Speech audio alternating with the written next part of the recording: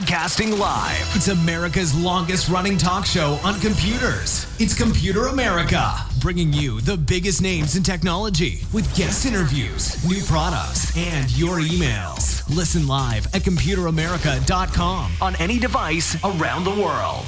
Email the show at live@computeramerica.com or find us on social media. Be sure to check out our website for contests, giveaways, show notes, live video stream, podcasts, and more. You're listening to Computer America.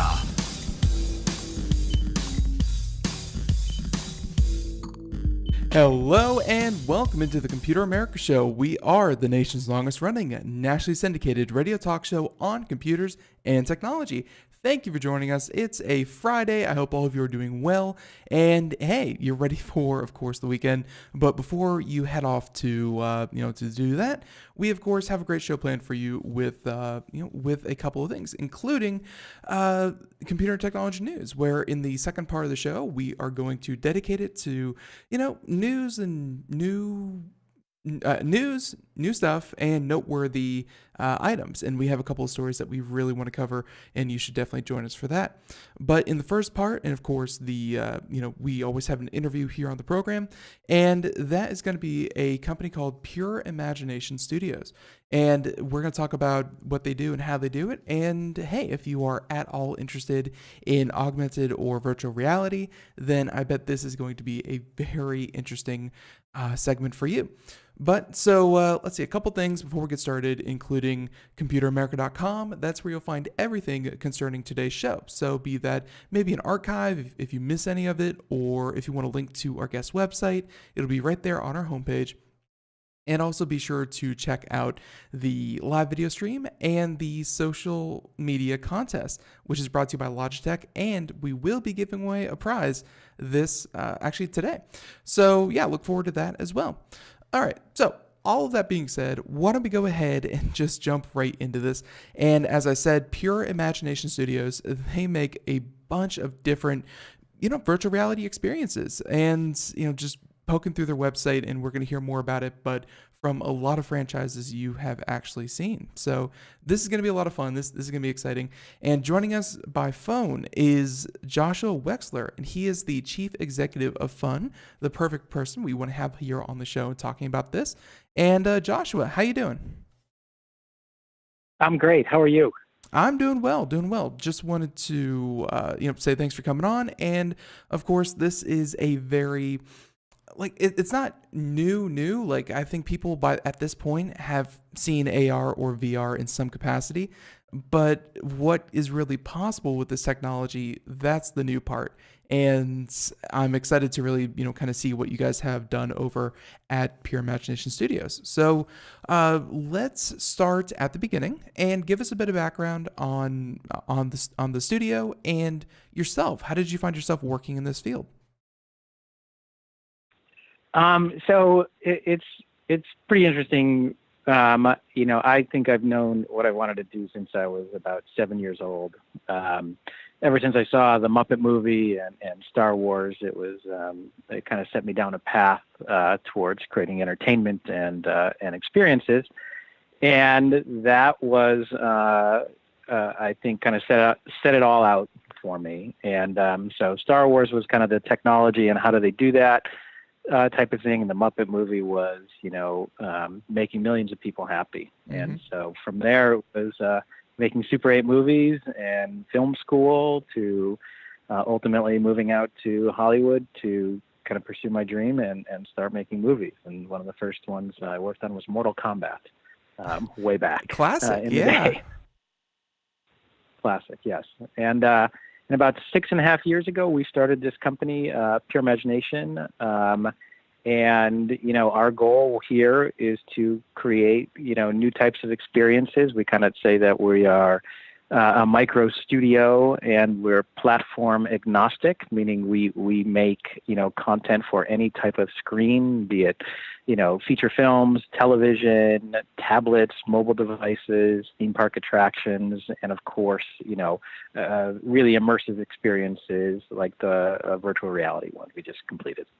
Right. Yeah. And we're here to talk about a couple of your projects. Again, if you want to find out more, you can check it out at pistudios.com is your website. But we're going to talk about your projects here.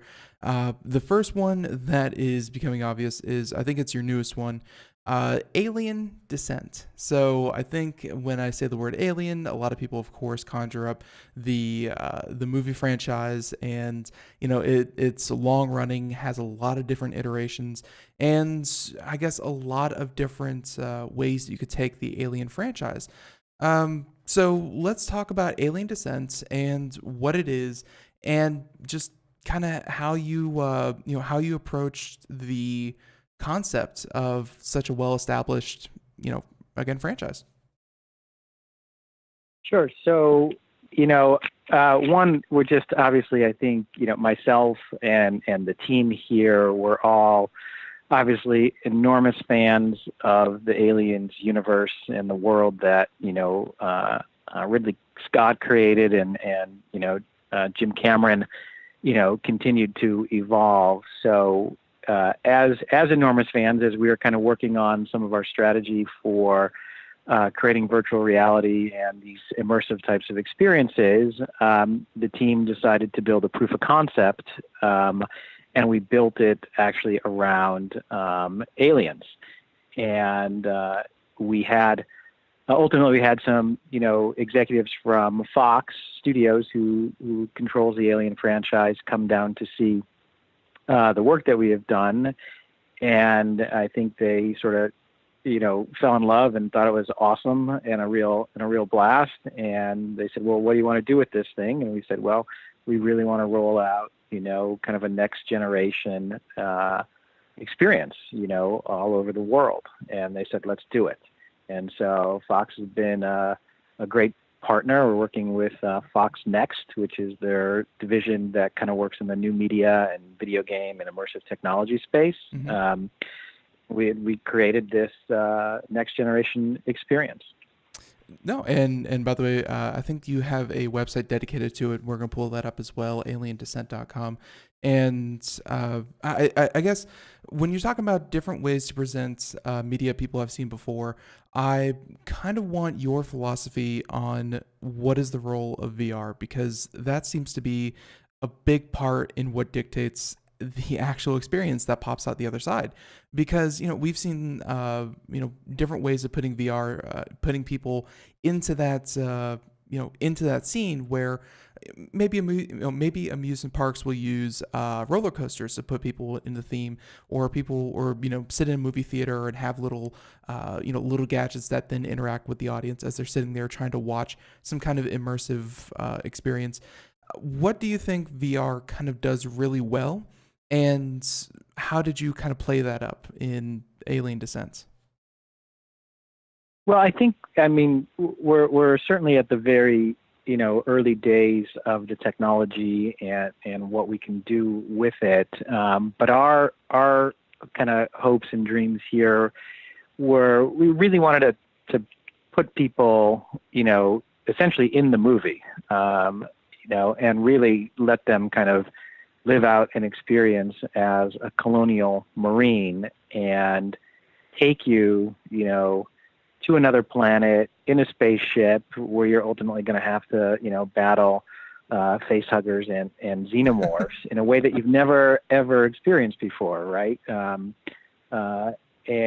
I think that was really kind of our goal with this, and based on guest reaction so far, I think we've achieved that.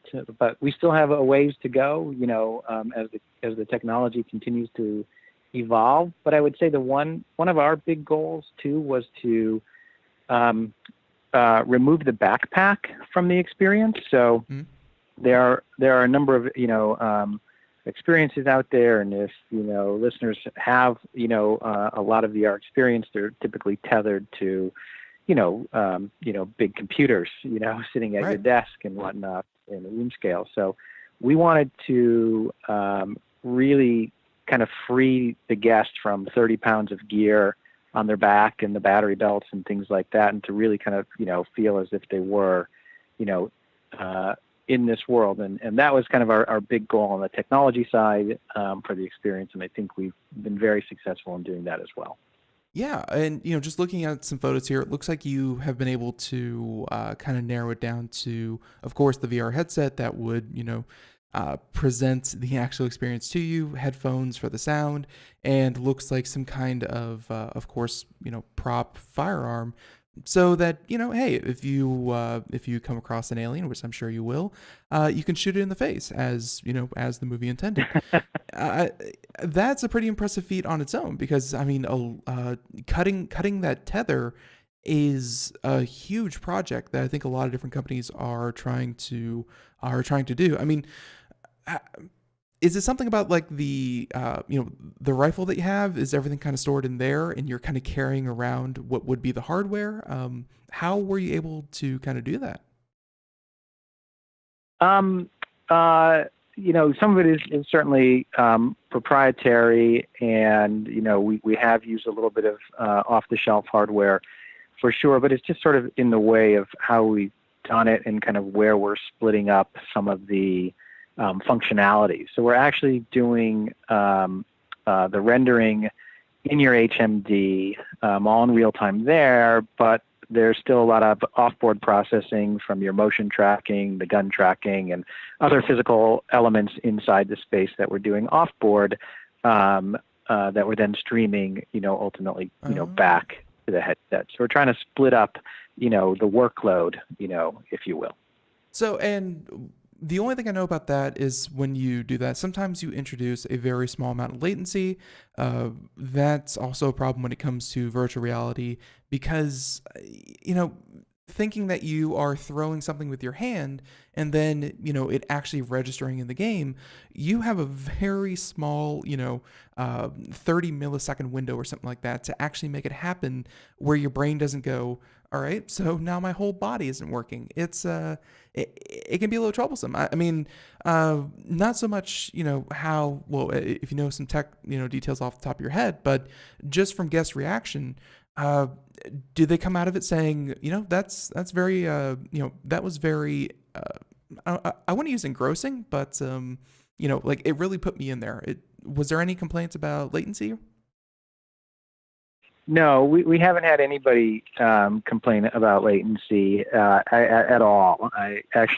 People come out, I think, very surprised at how accurate the weapon systems are, the physics inside our world, and as you reach for something, it's actually there, and it lines up perfectly, to your hands and things like that. Mm-hmm. I think for us, it's almost the opposite, when people coming out, and the other thing that latency can, certainly introduce is motion sickness. Right. And I think where we're really proud, and the whole team is, that we haven't had anybody ever come out and complain of being motion sick at all. And a lot of people go in thinking they're going to be, mm-hmm. and they come out they're like, that was amazing. It's like, as soon as they kind of took that first step and realized the ground is where it's supposed to be, and railings are where you reach for them, the brain says, I'm here and I'm immersed, and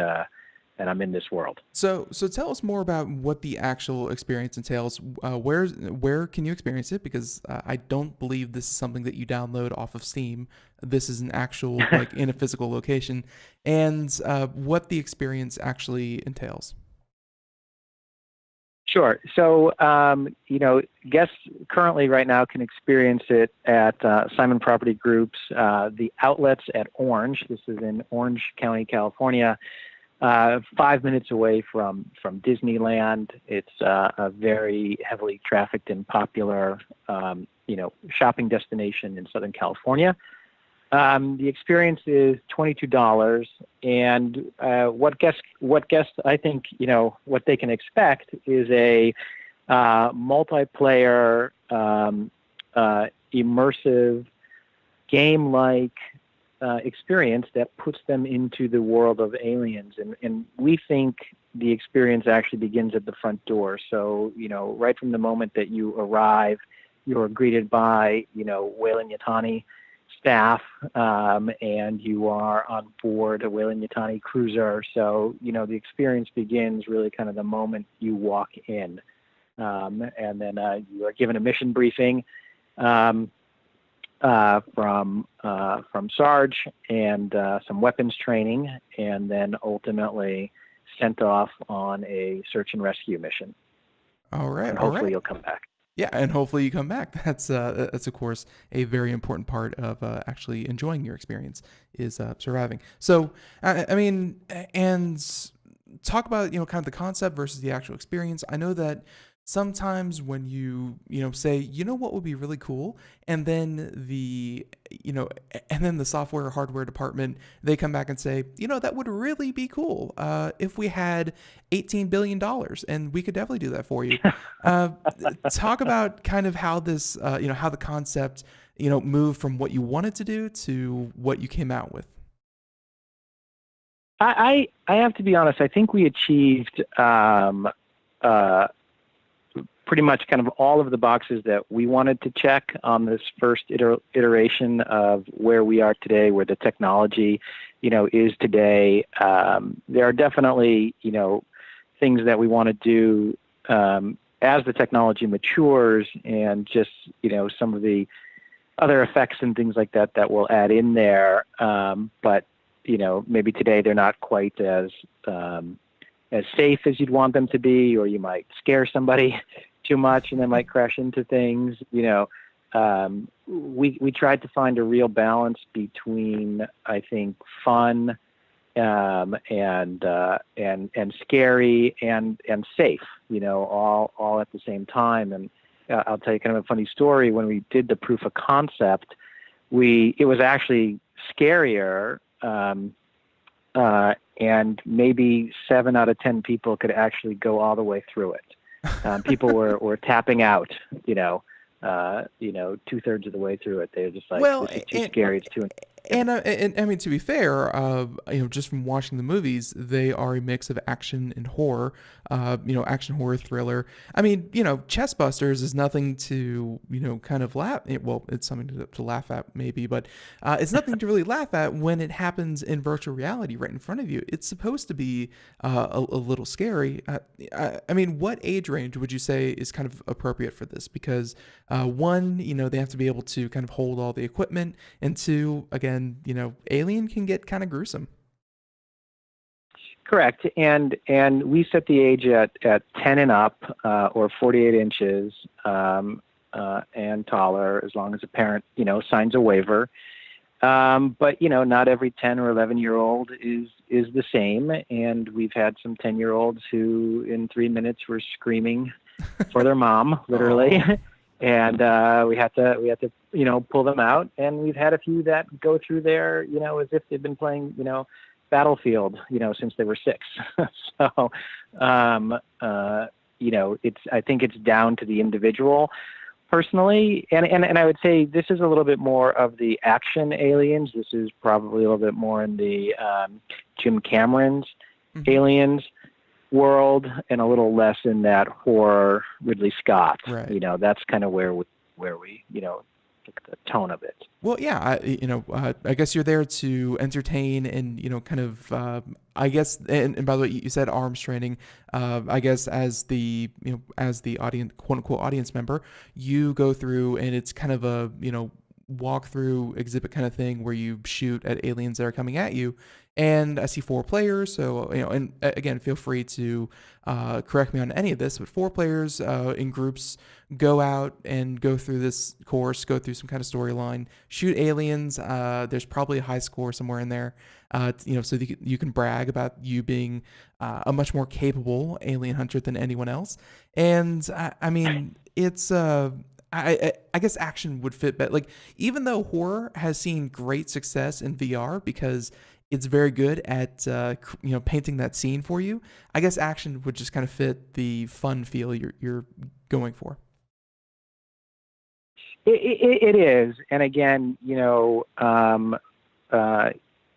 a space, and you have to imagine, without giving too much away, this is not a room scale experience. You're not in a, just kind of a 10 by 10 square in your living room or sitting on a comfortable couch. You are really navigating an environment, and you are going up and down multiple levels and things like that throughout this experience. And it was, again, important for us to kind of balance, the fear factor and and the safety factor of what we're doing. And people get pretty into it. I mean, I think, I stand kind of behind the scenes now a few days a week just to watch, guest reactions and stuff like that. And, I'm telling you, 30 seconds, they're in and they feel like they're part of the Colonial Marines, and they're running around and charging, and they're telling, cover my back, yeah. You go left, you go right, It gets pretty intense pretty quickly.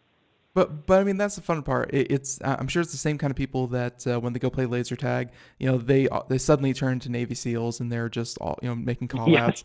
But I mean, those are the people you want to go with. You actually want to act like you're there, even though it's safe and not going to actually you won't get a tail through your chest or anything. It'll be good. So I mean, how long? You may see somebody get a tail through their chest, and but it might not happen. Yeah, and you don't want that to happen. So I mean, how long did this take? Because VR as a consumer technology, I mean, that's only been kind of marketed since maybe the not the Vive, but the Oculus Rift, and that's been a couple years. Consumers are just now kind of warming up to the idea. I mean, how long have you kind of been working on this? This experience in particular, we started in earnest back in July of last year. So a little less, than a year to take it from start to finish and have it open. We built the proof of concept, before that, but we've been working, in this space and in this medium and with this technology for a long time, maybe 7 or 8 years. We have been working with the Oculus guys, I would say 8 or 9 years ago, almost from when the company first started. So it's been a long time, but this experience took us from July of last year to just a couple of weeks ago till we opened. Very cool, very cool. And does this tie in with any of the existing franchises, movies? I know that there's the new series that's coming out. What are there characters that people are going to recognize other than the xenomorphs, or is this an entirely new thing where maybe the audience member actually kind of becomes one of the characters in the story? Great question.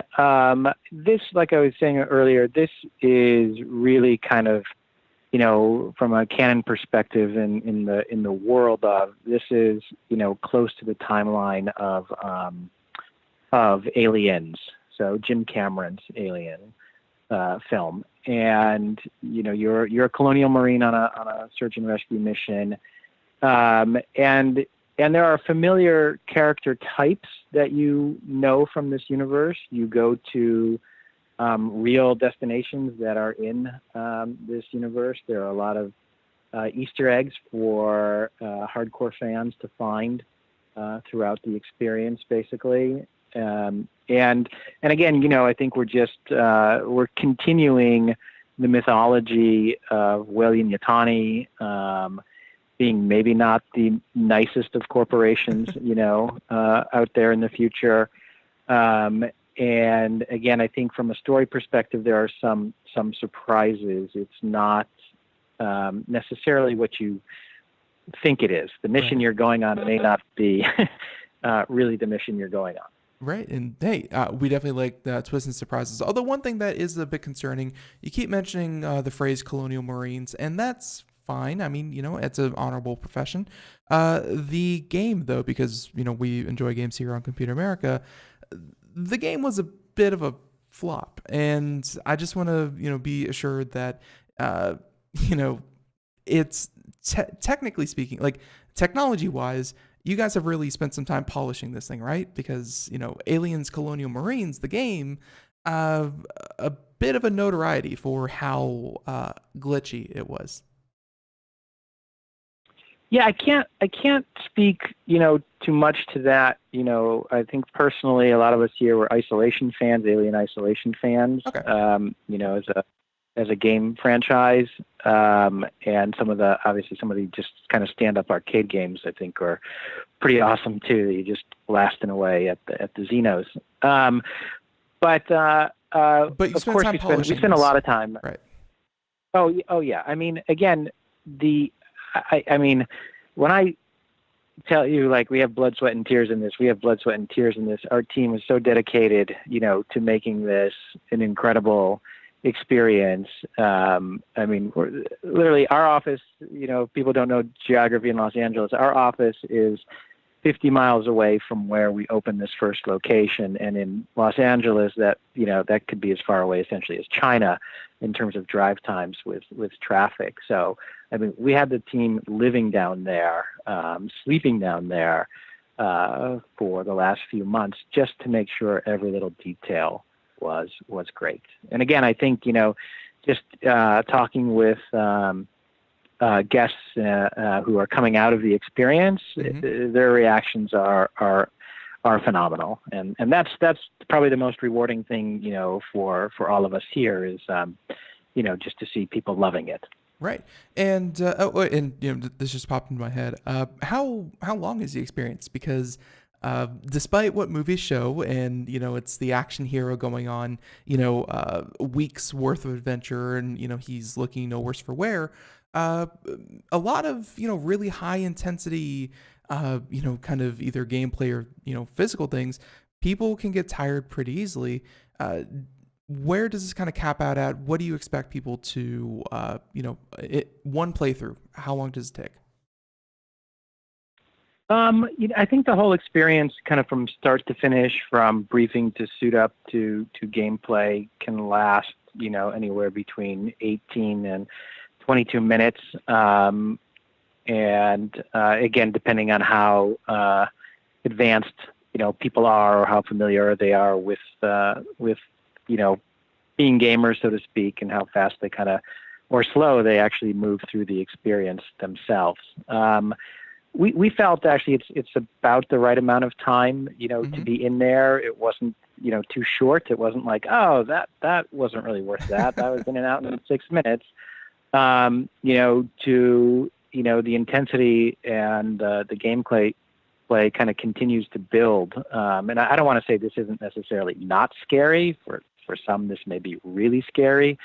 And I find it actually the most fun to go through with players who are screamers, because there's a lot of screaming that actually happens in here.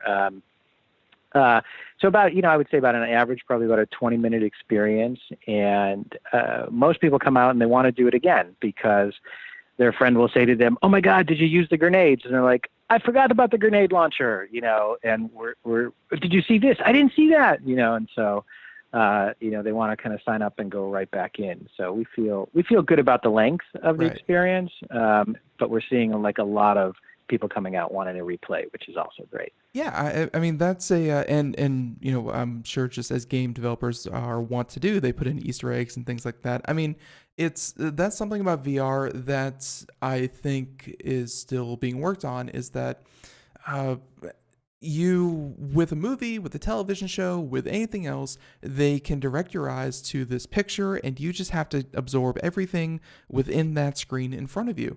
With a VR experience, there are things above you, below you, left, right, forward, back, you could look any, 360 degrees, and some people just have horrible, peripheral vision, and they just kind of don't look where you want them to. And I'm going to ask you this, but, we're going to come to break here in about 30 seconds, but was it a challenge to get people to, look where you want them to? Yeah, it is actually. It's a challenge to get them to look where you want them to look, to get them to go where you want them to go. But but we used a lot of directional audio and even some physical effects in the environment that, are cues to get, guests over there. And because we kind of know where you are in the physical space and things like that, we can actually, keep egging you on, if you will. If you're not necessarily doing the right thing, we can keep providing and Josh, I'm going to have to stop you there. We're going to head up into break. Would you mind staying over? Yeah, no, not a problem. All right, so everyone, we'll be right back. More Pure Imagination Studios and Computer America right after this. Stay tuned. Greece is cheap. But the airfare costs a fortune. Paris? Not much closer, and again, airfare... What about Puerto Vallarta? Let's face it, flying anywhere is just too expensive. Wait, what's this? Low-cost airlines. With one call to low-cost airlines, you'll drastically slash your travel costs. We're talking insanely low airline prices to any of your favorite destinations. Where would you like to go? London, Rome, Costa Rica, Australia? Wow, that's cheap. So why wait? Call now to learn how crazy cheap it is to fly anywhere in the U.S. or international. Our prices are so low, we can't publish them. The only way to get them is to call to instantly hear the most amazing best deals on airline travel. It's that easy. So call now and start packing. 800-215-4461. 800-215-4461. 800-215-4461. That's 800-215-4461. We are all Brother Wolf. 10 years ago, a group of locals banded together to create positive change. We took animals into our homes, held adoption events at local retailers, and talked to the community about our mission to help build a no-kill Asheville. A decade later, we have achieved so many victories for animals in need. There's been so much progress, yet there's still so much to do. As part of our year-long celebration, we encourage you to become a member of our special Compassionate Circle program. With a monthly donation of $10 or more, you will have behind-the-scenes access to the work we are doing at Brother Wolf. Our goal is to reach 1,000 members because we receive no government funding. Working together, we can help build and sustain no-kill communities. Learn more at compassionatecircle.bwar.org. We are a 501c3 tax-deductible organization.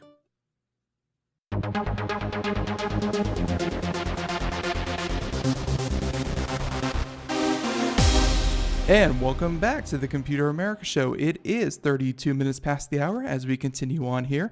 And yeah, we are, of course, talking to Pure Imagination Studios, and we are talking with their chief executive of fun. And it seems like he has really delivered that with, with this latest Alien Descent game here. And again, Joshua Wexler, thank you for continuing on with us. And I'm sorry I had to cut you off there, but yeah, you were talking about, just kind of in VR, it's not about sitting people down and looking at a picture. It's about actively, kind of directing their cue, because things can happen behind them. It's a defining feature of virtual reality. So, I mean, I believe, looking at it, you have a couple of different, scenarios, a lot of different franchises. I mean, just either on this project or going forward, is this something that, you kind of improved on through this experience? Or, I mean, just how is it, being able to direct people anywhere you want them?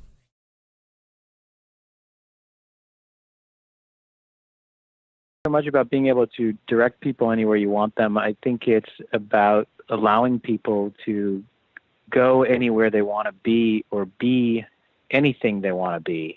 I think that's really kind of the power of, this technology and other, mixed reality and augmented reality technologies that are coming. I think, directing them is just sort of more part of the storytelling experience, but it's really just the ability to, whether you're in, the aliens world, or you want to become a superhero or a wizard or any of those things, it's the best LARPing you could possibly imagine. That's a great way to put it. I mean, being able to put yourself in another time, in another place, as another character. That's exactly what it is. It's just with with much higher resolution glasses. So let's talk about, we have a question here, pretty open-ended, so I don't know where you're going to take this one, but why is this important for, consumers? Because I guess, they could be talking about, just this VR kind of experience. You mentioned that you have it set up. I believe it was in, in a mall setting. So you could set these up, obviously, in theme parks, but malls. I mean, is this something that consumers, should kind of take notice of? Because you go from having, I don't know, a Chick-fil-A sandwich to shooting aliens in the face. It's a very, open-ended kind of technology.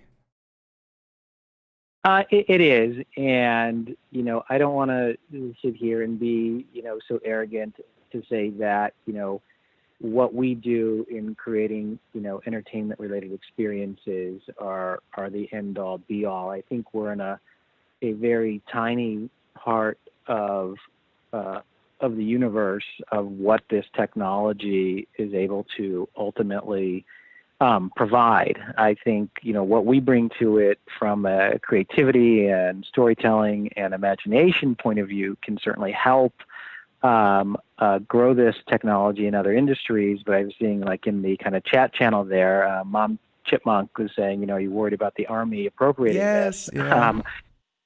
But the implications, though, are far broader than the great experiences we're creating, because you can imagine scenarios, for first responder training and rehabilitation, giving somebody who may have lost a limb or two limbs the ability to kind of walk again, and then adding some of the elements that we do and kind of gamifying it in a way to help them. It's pretty amazing. It's pretty powerful, and I think it just transcends what we do here in our entertainment world.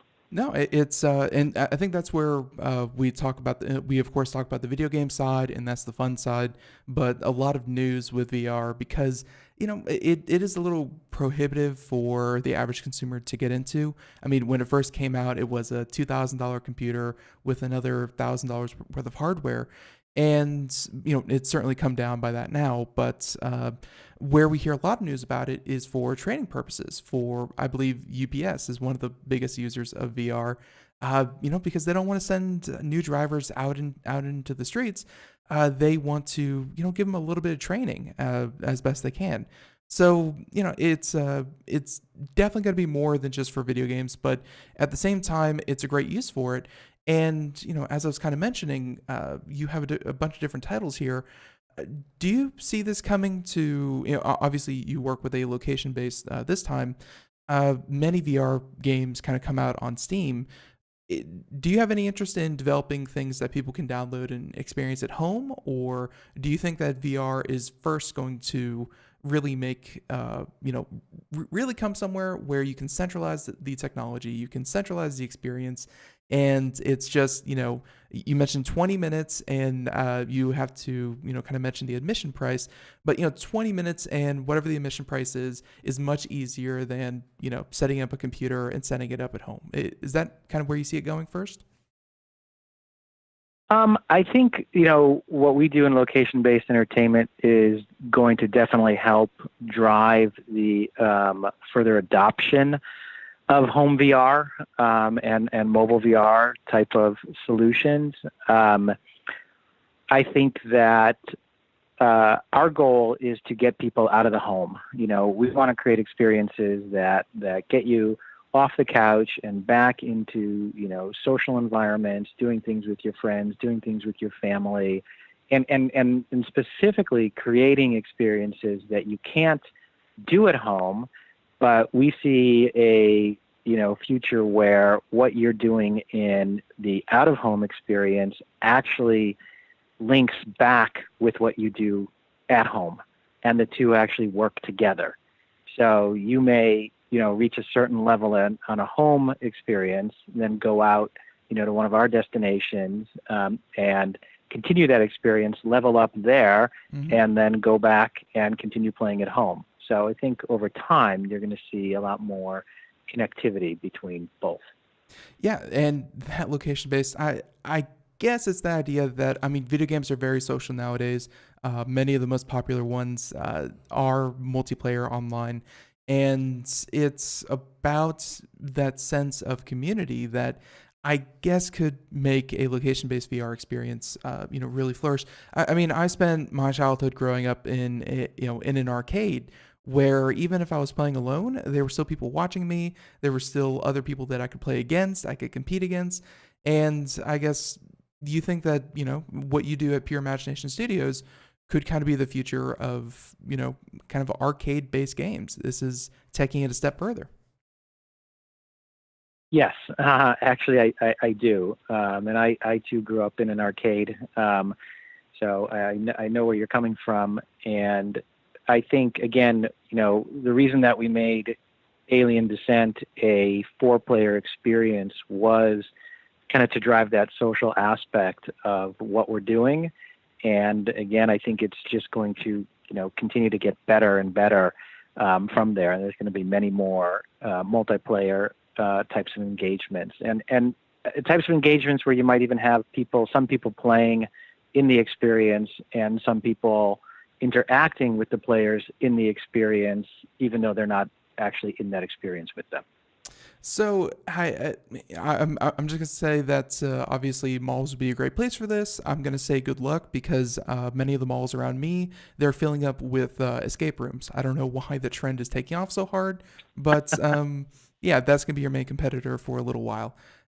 So good luck with that. But Pure Imagination Studios, I mean, as we said, and as we've been looking at a lot of different franchises, where are you guys going? And I'm sorry for not asking this way earlier because it sounds like you were kind of the beginning to end, setting up the experience, doing maybe the voiceover work, maybe doing the graphics.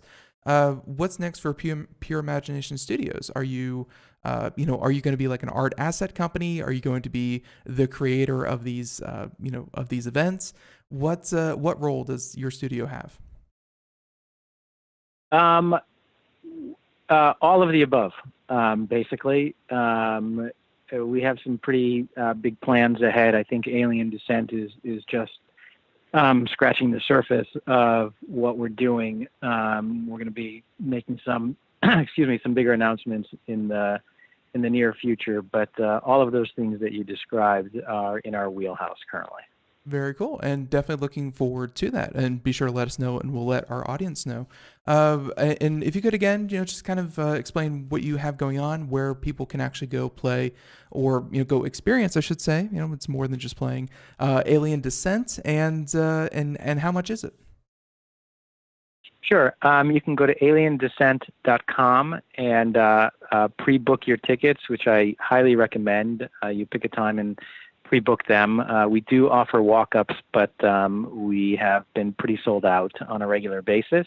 The experience is at the outlets at Orange near Anaheim, and it is a $22 price tag. 22. All right, there you go.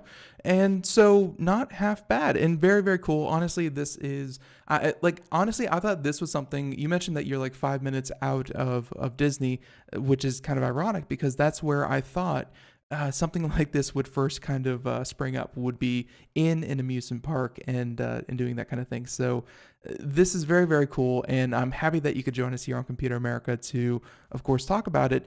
And I will say, Joshua, thanks for coming on Computer America. It sounds like you have a really unique idea for what VR could be.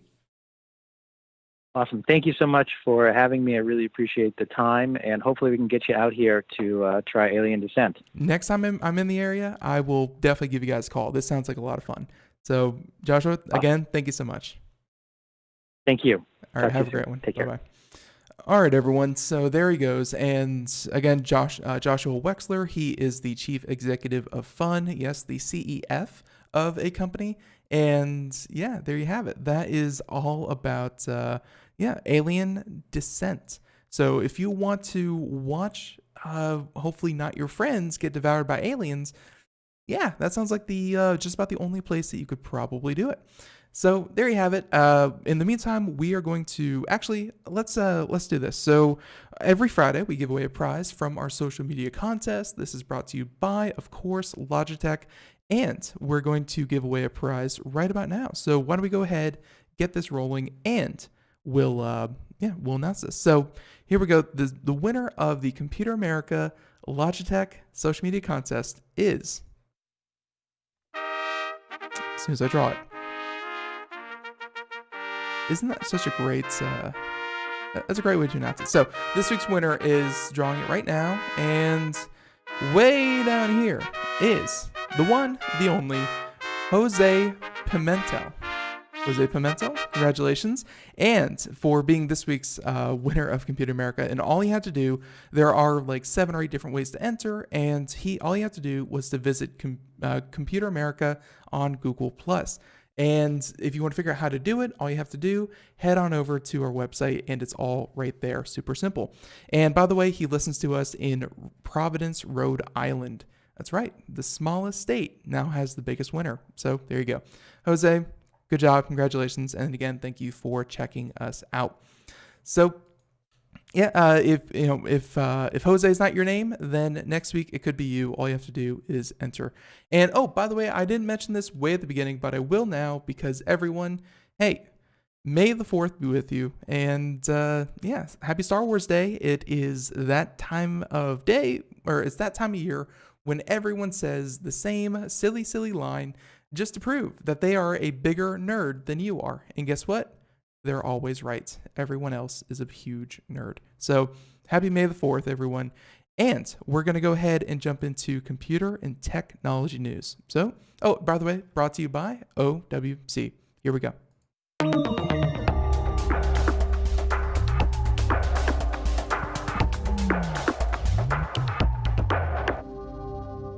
All right, so we have a number of stories here. Our guest ran long, which is perfectly okay. We actually prefer when that happens, but that just means we have less time for computer and technology news, and that means that we can only cover a couple of these. A number of these are pretty interesting. We'll do this one, and then we'll do this one as well. Probably try to get 3 in here, but because someone in the chat room mentioned Lyft, we are going to cover Lyft first. And this is a pretty cool story because of the fact that Lyft, yes, the company that is not Uber, if instead of saying Lyft, you could just say, not Uber, and Lyft would be the one that comes to mind. They have 30 self-driving cars that are now working in Las Vegas. Yes, they have working girls in Vegas. Very, very cool. Where Lyft, they are the ride-hailing app. Well, looks like they have about 30 autonomous vehicles in the city that will be picking up people, and I don't think you can request them by individually, but there's a chance that one of the cars picking you up from a destination to the other will indeed be a self-driving autonomous vehicle. And yeah, we actually saw this quite a bit out there during CES, and I guess they just never caught a Lyft home. Instead, they stayed in town and they're continuing to do it. So unlike its trial at CES, though, the 30 vehicles, part of this expansion is open to the public, and yes, you can hail them like you would any other car through the app. And you'll have to opt in to get the chance to ride one. So I take it back. Maybe you can't even, hire one by choice, but you have to opt in because I guess they're worried about people being concerned that they would be driven around by autonomous vehicles. Although, to be fair, sounds like after that woman got hit in the dark by one of the Uber self-driving cars, sounds like you want to be in one of these things instead of around them. But thank you. Anyways, you'll have to opt in to get the chance to ride in one, so don't worry if you don't quite trust the technology yet. The vehicles Lyft used during CES were BMWs, and that was powered by a company called Aptiv, was the one who made the technology. So they were equipped with 9 LiDARs, 10 radars, a trifocal camera, and vehicles to infrastructure data about stoplights and differential GPS. So essentially, they were all geared out. And chances are they're deploying the same vehicles for this multi-year agreement, and that's not a bad thing because they found that they were able to handle Las Vegas erratic traffic well when we took a ride one last January, we being the authors of this story. And by the way, that's Mariella Moon from Engadget. And so, like the vehicles that shuttled people during CES, the 30 vehicles of this testing program can only take you to and from high demand locations. So it's not going to be able to take you to your doorstep. I guess people are worried that maybe a self-driving car would be, I don't know, vandalized or stolen if it was forced to drive out to some weird location. But hey, for now, that's enough. And it's getting people used to the idea of self-driving cars. And I will say, Vegas is a very progressive place when it comes to when it comes to this kind of technology. So there you have it, and well, I say that, and that's because they had a self-driving bus that incidentally, I don't want to say crashed, but kind of sort of got into a fender bender with a reversing delivery truck. So it happens sometimes, but Vegas seems to be a pretty happening place if you want to check out a self-driving vehicle. And we all know the technology's coming. It's just faster to some places than others. So there's that one. Let's see. The other one, I definitely want to cover this because with articles like this coming out and this title coming out, it's not helping the cause whatsoever.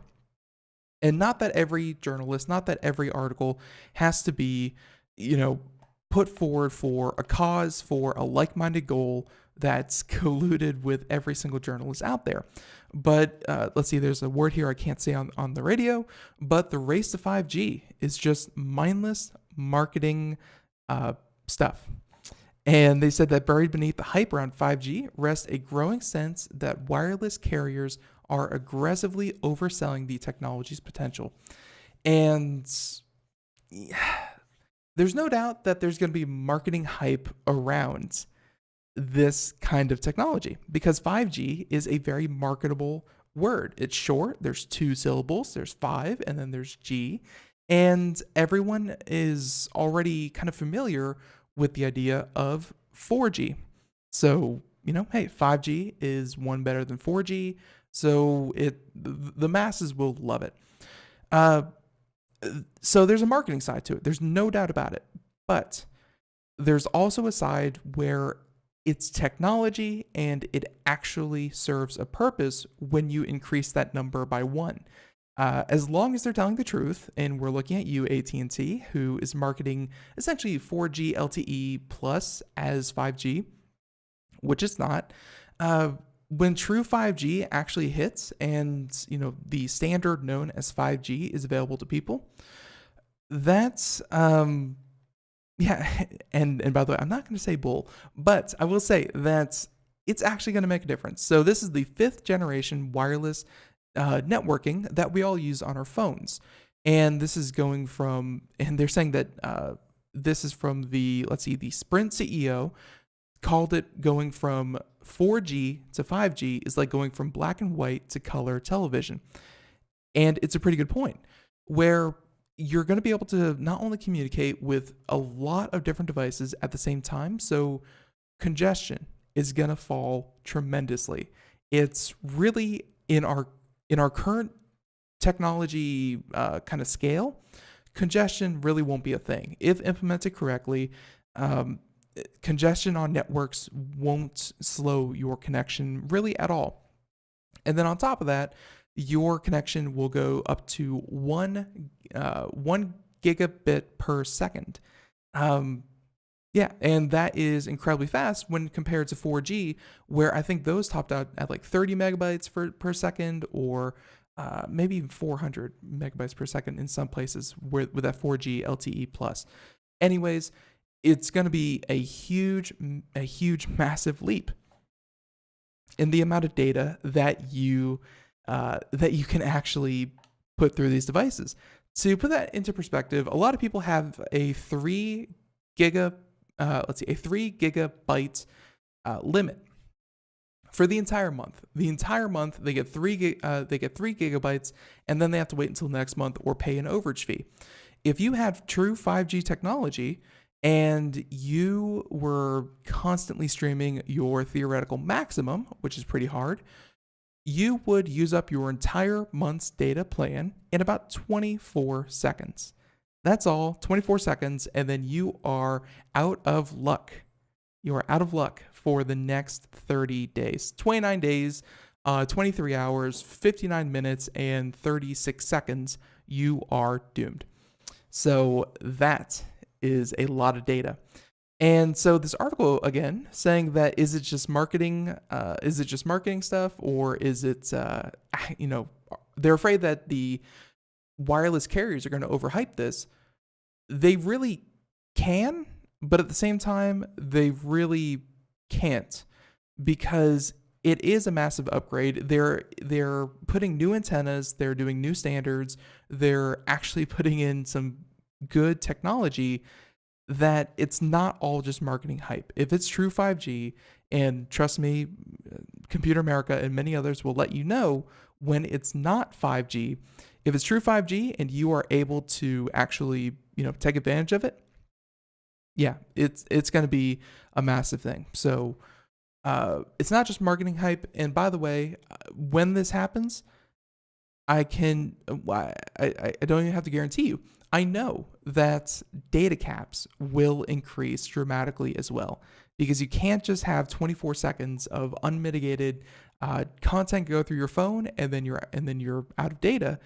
Those will go up because the networks can handle a lot more. And hey, we might even see a truly unlimited plan that isn't just marketing speak. So want to get that one out there. 5G is not just marketing. It is an actual technology that will make its way to the masses. All right.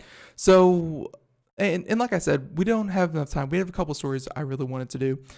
Just real quick, some of the ones that we're not going to be able to get to.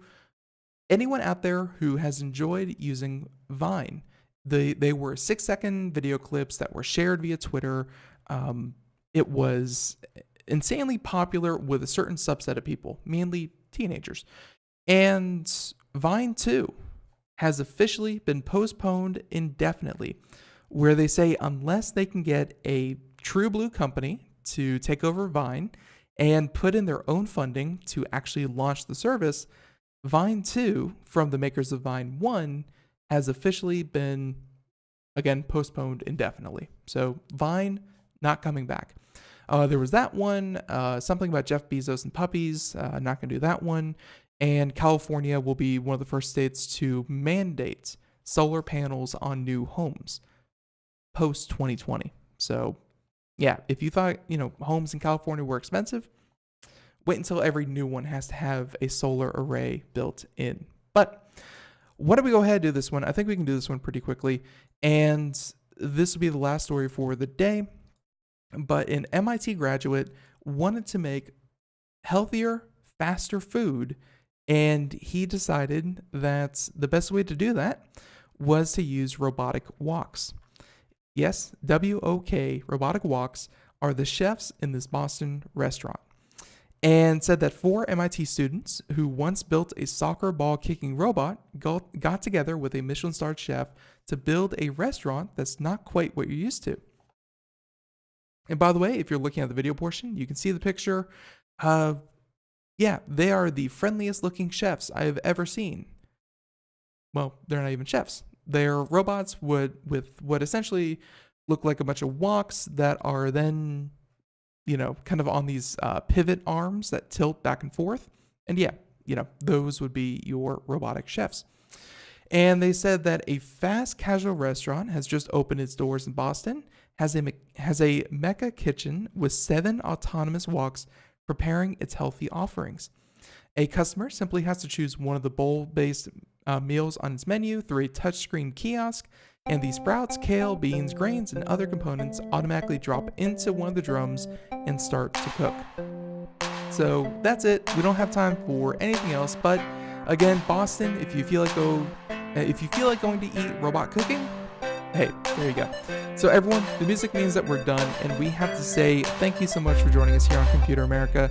It's been a blast, and I want to thank our guests once again, the creators of Alien Descent, Pure Imagination Studios.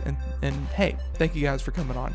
everyone else, thank you for tuning into Computer America. It's been a blast, and thank you for joining us either in the chat room or in listening to the podcast, listening to us on IRN, however you do it. Hey, you're doing it right. Thank you so much.